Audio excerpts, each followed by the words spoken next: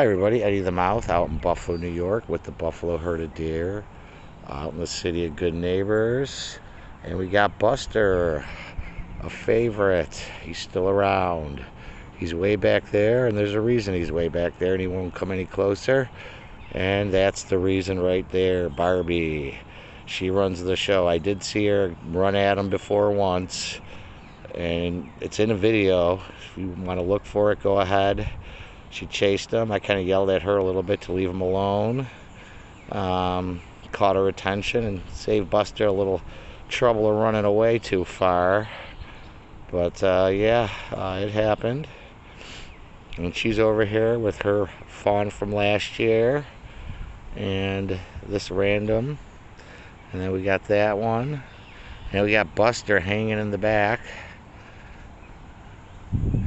What's up, my boy? How you doing?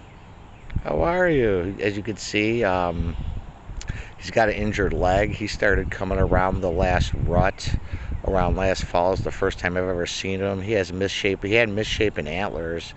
I mean, you could check my earlier videos if you're interested in seeing what that looked like. Like one was, they were both small, but they were just different sizes, and they fell off really early. And yeah, he's been coming around ever since. A lot of people ask in the comments, did I get him help? I did call someone. She asked me, an expert. I forget her name. Fuzzy was her name. I called a woman named Fuzzy, the deer expert, and she had me I sent her some video of him walking around, and she did say there's nothing that they can do for him. It's like a horse; they can't re-break the leg and set it. So he's just a deer with a disability right now. There's no predators really around here to go after him. I mean, there are coyotes, but I didn't hear them last summer. They were around for about 2 years. You could hear them howling in the night. I think they attacked Barbie originally. When I first met her, she was nursing a fawn and had open wounds on her back and leg. You could see the scars from that in some of my earlier videos of her. But I haven't heard him around, and I don't know, he gets around pretty good on 3 legs for a disabled deer. I'm always happy to see him. What's up, my boy? You coming over? Or you waiting for them girls to go away? I think he's waiting for them girls to go away, and it looks like they are. And that tree that they're eating over there, I'm not going to keep the camera there long, but that tree that they're eating is a black walnut tree. And the leaves are poisonous, so I mean, I guess they could eat them. I've seen them eat them before. And she's eating the leaves now on it. They also eat, I've seen her eating those. That's a cottonwood tree. Those leaves are edible as well. Well, not as well. You can't eat black walnut leaves. They're poisonous. But the cottonwood leaves you could eat. I never tasted one. They look waxy, but I did see Barbie eating some earlier. Cottonwood leaves. The Native Americans used to eat them. The inner bark of the cottonwood tree is edible as well. I'm gonna move so I can get some video of Buster here. The inner bark is edible, and the young buds, I guess, are the best part of a cottonwood to eat. But I've never tried it. Hey, if you guys want me to try some cottonwood leaves, maybe I'll do a tasting. I do foraging buffalo videos where I identify wild edibles and poisonous plants grown locally by me. Sometimes I taste them on camera and let you know what they taste like. All right, that's a better view there of her eating the black walnut leaves. I've even seen them eating this. This is white snakeroot, but it's white snakeroot. Excuse me. It's really poisonous. So if an animal eats this, the poison can be passed on through the meat or milk if it's a cow and you drink it or eat it.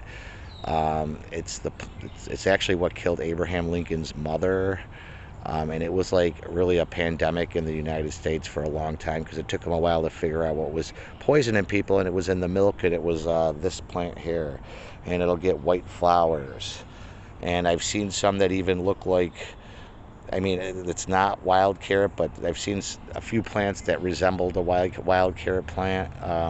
You know, so you gotta always be careful. Whatever you eat, you can identify when it comes to wild edibles.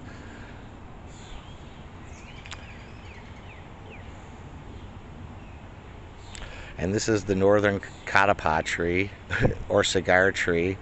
These leaves are edible too, actually, for us, but you can't eat them in high amounts. They do have a poison called lectin, and in high amounts it can be fatal. But as long as you, and the cigars are, I guess in India they use them in curries.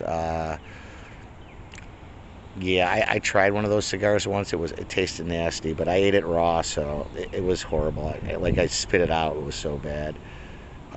Just to see what it tastes like. I guess you can get like some kind of a buzz from eating it. I don't know. That's what it said. I didn't even swallow it. It tasted so bad. No thanks. But like I said, if you eat this in large amounts, too much lectin, it can be bad for you. Probably kill it. It could kill you. So always be careful what you eat. There's some plants where you could eat some things, parts of the plant are edible, or with preparation, it can be edible. So we're not the dare. The only part of the black walnut tree you can eat is actually the black walnuts.